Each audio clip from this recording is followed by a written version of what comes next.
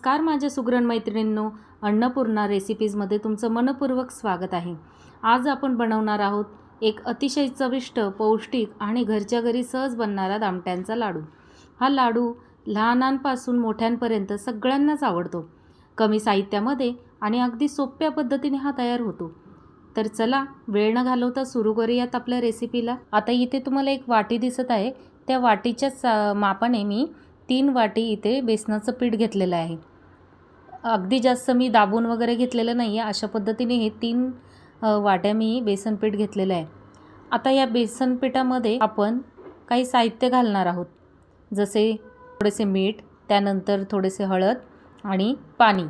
ह्या सर्व साहित्य आपण त्याच्यामध्ये मिक्स करून आपण त्यामध्ये हे पीठ आता मळणार आहोत। मला जास्तीत जास्त 1 पेला इतकं पाणी इथे लागलेलं आहे आणि अशा पद्धतीने मी हा गोळा मळून घेतलेला आहे। आता ह्या गोळ्याला आपण त्याचे गोळे करून घेणार आहोत छोटे छोटे।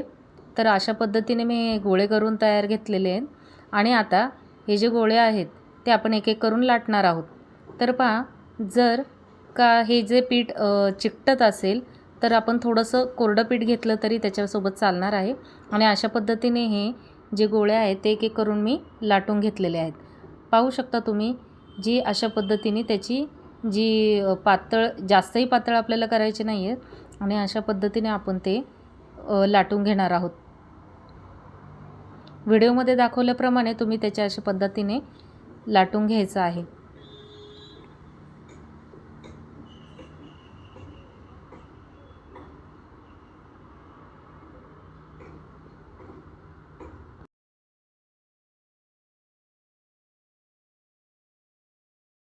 इथे माझ्या सर्व पुऱ्या अशा पद्धतीने लाटून झालेल्या आहेत। आता आपण कढईमध्ये तेल ठेवलेले आहे आणि हे तेल चांगल्या पद्धतीने तापल्यानंतर आपण त्यामध्ये एक एक करून ती पुरी सोडणार आहोत आणि छान पद्धतीने आपण तळून घेणार आहोत। तर पहा, तेलामध्ये पुरी टाकल्यानंतर ती अशा पद्धतीने दोन्ही साईडने फुगल्यानंतर अशा पद्धतीने ती फुगली पाहिजे आणि फुगल्यानंतर ती आपण एका भांड्यामध्ये काढून घेणार आहोत आणि अशाच पद्धतीने सर्व पुऱ्या आपल्याला इथे एक एक करून तळून घ्यायच्या आहेत।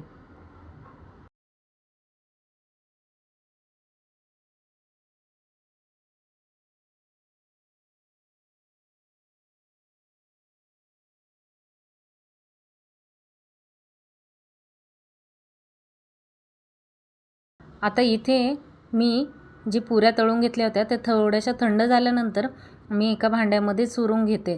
सर्व पुऱ्या अशाच पद्धतीने तुम्ही त्या चुरून घ्यायच्या आहेत। त्यानंतर एका मिक्सरच्या भांड्यामध्ये थोडंसं आपण ते पुऱ्यांचे तुकडे घेणार आहोत आणि ते नंतर ते वाटून घेणार आहोत। आता ते वाटल्यानंतर पहा, खूप जाडही नाही आणि खूप बारीकही नाही, अशा पद्धतीने आपण त्याचं मिक्सरला फिरवून घेतलेलं आहे। 2 ते 3 वेळा मी मिक्सरमध्ये फिरवून घेतलेलं आहे। पहा, अशा पद्धतीने इतक्या बारीक ह्याच्यामध्ये त्या पुऱ्यांचा चुरा करून घ्यायचा आहे।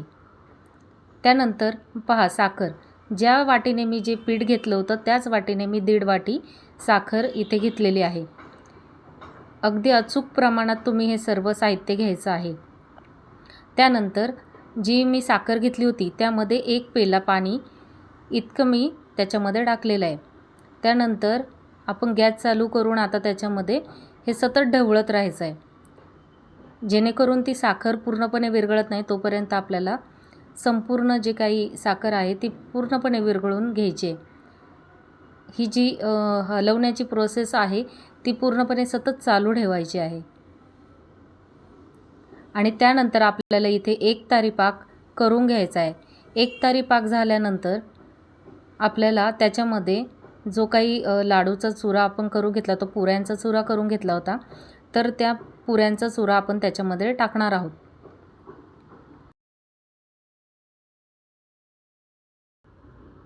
तर इथे 1 तारी पाक आपला तयार झालेला आहे। आता त्याची साखर बनण्याआधीच आपल्याला त्याच्यामध्ये संपूर्ण जे पुऱ्यांचा चुरा आपण करून घेतला होता तो अशा पद्धतीने त्याच्यामध्ये आपण टाकून घेणार आहोत आणि टाकल्यानंतर लगेचच जे पातेल्यामध्ये जे आपण टाकलेलं आहे सारण, तर ते हलवून घेणार आहोत। आणि पहा, अशा पद्धतीने ते दिसत आहे। होण्यासाठी त्याच्यामध्ये वेलची पूड आणि त्याच्यामध्ये मी जायफळ ह्या दोघांची पूड एकत्र करून त्यामध्ये मी मिक्सरला वाटून घेतलेले आहे.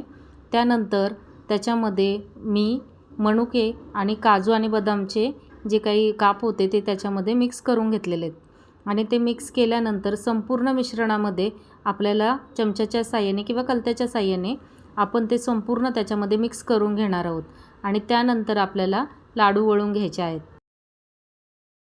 सुंदर आणि मस्त लाडू तयार झाले आहेत. दिसायलाही आकर्षक आणि खायलाही अप्रतिम. हे लाडू डब्यात भरून काही दिवस सहज साठवून ठेवू शकता. मुलांच्या डब्यासाठी किंवा संध्याकाळच्या खाण्यासाठी हा एक उत्तम पर्याय आहे. जर तुम्ही ही रेसिपी करून पाहिली तर तुमचा अनुभव मला कमेंटमध्ये नक्की सांगा. नवनवीन रेसिपीज पाहण्यासाठी आपल्या अन्नपूर्णा ह्या चॅनलला सबस्क्राईब करा.